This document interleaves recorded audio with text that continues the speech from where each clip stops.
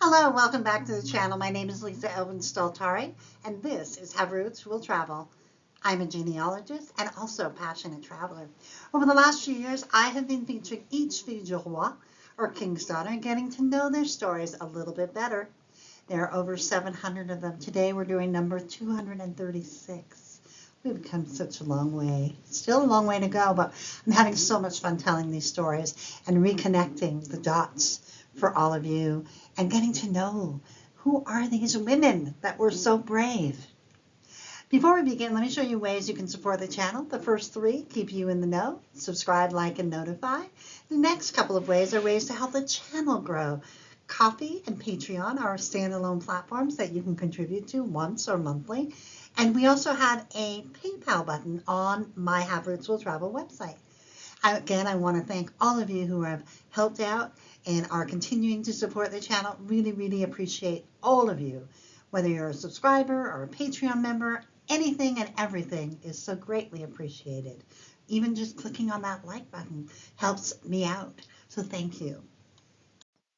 The fille du roi that we are going to be looking at is Marguerite Binaudiere. This is episode 236. She is a viewer request, and I do not have her in my file. So let's get to know Marguerite a little bit better. Marguerite was born in 1639 in the city of Chartres, France. Her parents were Robert Binaudiere and René Godquin. Now you can see by the map, Chartres is found in the Centre-Val de Loire region of France, the upper right map. The upper left map, you can see inside that circle, département or county as we tried to explain it. Eure-et-Loire is the département, and you can see right above the circle at the top, Chartres is obviously a very, very large city. It has about 170,000 people living there currently. Now, she was baptized in the Church of Saint-Saturin. This house the building was completed in 1418, and this church was completely destroyed during the Revolution in 1793.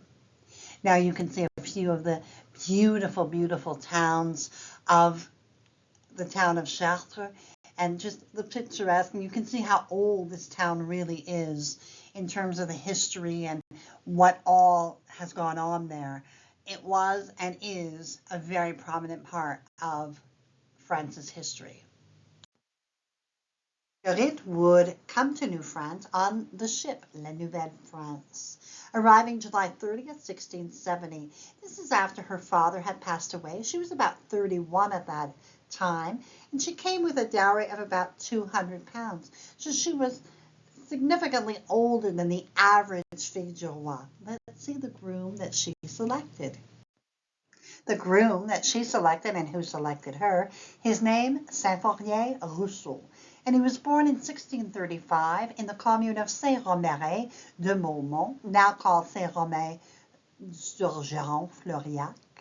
His parents were Maître Rousseau and Françoise Comberon, and he was born, you can see on the upper or the bottom part of your screen, Nouvelle-Aquitaine region, and inside that he's part of the Charente-Maritime Département. There are approximately 64 people that live in the small commune as of today. This town, nestled in the heart of the history, was once known as Saint-Romain de Beaumont, and it was changed as of 1956, so it's fairly modern. And the town's history is shrouded in mystery, but legend provides a fascinating tale about the naming of its main street, Rue Charlemagne. It is said that Charlemagne and his companions once traversed this very path, either on their way to Spain or from a battle. The town's growth was very sporadic and haphazard, more akin to a large hamlet than a structured village. The church that still stands today, you can see it in the bones of the church, the stones it has stood the 100 Years' War and the wars of religion, and it definitely is an amazing place to find that is nestled in all of that history. Saint-Romain Church is where Saint-Fourier would have been baptized. Upon meeting Saint-Fourier, Marguerite, would have had to take on the 6 children that he had. He was a widower, so she was ready to take on this responsibility. I'm certain that her age proved to be an asset to Saint-Fourier because he thought, well, this lady can absolutely take care of my family. He had been on the island since about 1658 at least. So he came to her with these children. So let's have a look. They got married August 30th, 1670. So she gets off the boat in July, and she's already getting married at the Church of Saint Famille on the island of Orleans. So Saint-Fourier was already established on the Ile d'Orléans, and his new wife, Marguerite, would join him. Ile d'Orléans is located on the St. Lawrence River, about 3 miles east of downtown Quebec City. And it is and was one of the largest places where French Canada came to be. I suspect a lot of it had to do with the fact that it was near the ocean or the sea, and they were used to the kind of landscape reminded them in certain parts, certainly, of their native France. It wasn't always called Ile-d'Orléans. Sometimes it was known as Grand'Île, Sainte-Marie, and Saint-Laurent. And it was later changed to Ile-d'Orléans in honor of the Duke of Orleans, Henri II, who was the son of King Francis I. And one of the most important things to note about this particular island is the fact that even though it's an island, it's got 6 different, we'll call them towns or villages, and they each have their own church. So you want to start at the very tip of the island when you get on, actually, Saint-Pétronille, and then you have Saint-Pierre, and then up Saint-Famille, which was the first and oldest parish. We have Saint-François, Saint-Jean, and Saint-Laurent. And I have to tell you, I went to the island for the very first time this past summer, and it was astonishing. I thought I knew it. I thought it was going to blow me over. It was just, I was in shock as to how much I resonated with the island, with the people, and with the landscape. It was just an amazing, what kind of a watershed moment. So if you have relatives, or ancestors, I should say, who first came to the island, I would urge you to visit. And even if you don't, it's just an amazing place to visit.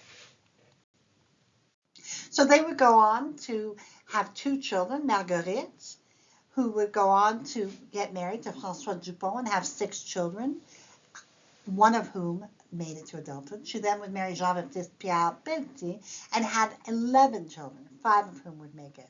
Her sister Louise would die in infancy.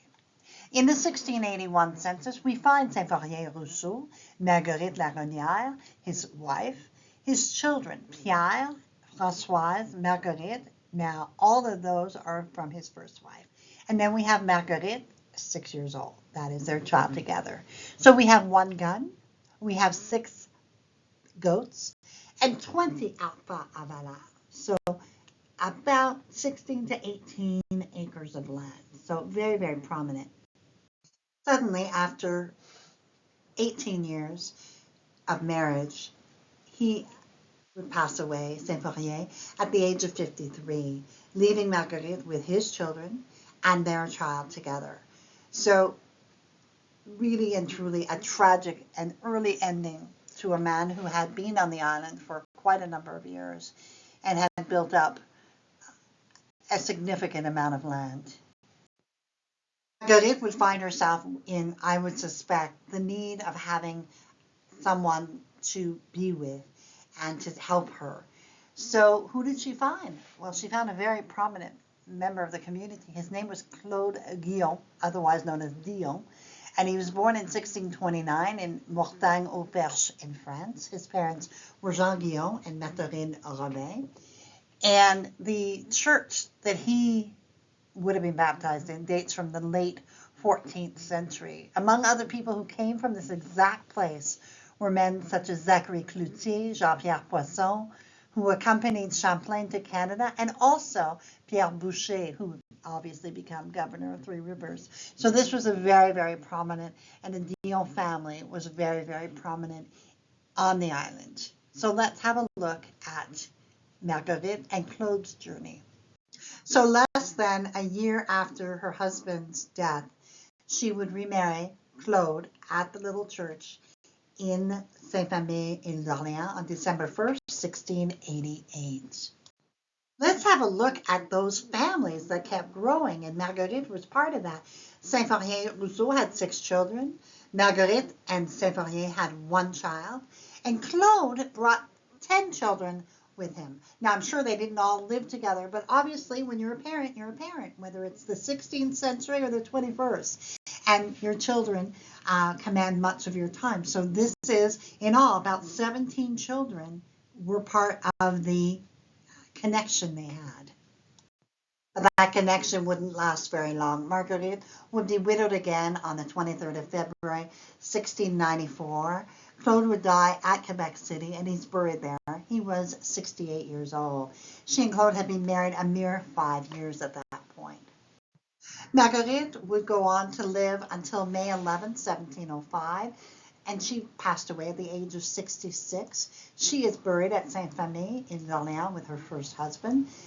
And she would leave, as of 1729, 25 descendants. But remember, she only had 1 living child. So that's remarkable. So if you are a descendant of Marguerite and not of Saint-Fourien or Claude, because there's tons of those, I'd love to hear from you as well. And all of you, actually, whoever is connected to this incredible family, actually.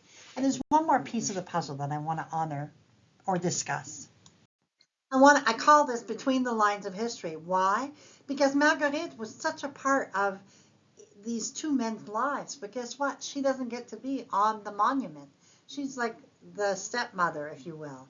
So Saint-Fourien is on there, and he's with his first wife, Jeanne Simon, and Claude was married to his first wife, Catherine Collet, and he's on that monument. But nowhere is the monument to Marguerite Binaudiere, who helped make sure that these families sustain themselves. So when I realized that, I was like, this is not good. I wish there was a separate monument. So it became very important for me to tell Marguerite's story, because of the fact that she may not have had a lot of direct descendants, but she herself helped 2 major branches, major families grow. The fact that she existed and was the stepmother and took care of these children. Amazing. And here are the resources I love to use. One of the latest that I've been using is La Société d'Histoire des Filles du Roi, a very good site, especially if you speak and read French. But they have published a series of books that I'm enthralled with. Another great site is the Généalogie Québec. That is kind of my Bible, if you will. I go to it time and time again because it really does help me find the resources. I've been looking at they have they have thousands of obituaries, and they're recent ones. So I've been able to find a lot of information through their obituary section as well. So definitely, sign up for it for a month and see if, and really focus on it and see if it doesn't help you. And I've posted the links to everything so you can have a look at some of those websites and see if something catches your eye. And so ends episode 236, Marguerite Binaudiere. I just loved her story. I loved how she interacted with history and was so pivotal for 2 families and gave of herself. I marvel at the strength of that lady to come across in New France at 31, to even have 2 children, lose a husband, marry another time, lose another husband. Just amazing. And I salute her. We thank her for her bravery. We are grateful that she came to our shores, and we bless her memory. Thank you so much, Marguerite. And thank you as well for all my patrons, supporters, and subscribers. I couldn't do what I do without you. So thank you so much for all of your support. It means the world to me. So until I see you on episode 238, actually 237. There's still one more. 237, I'll say au revoir until we meet again.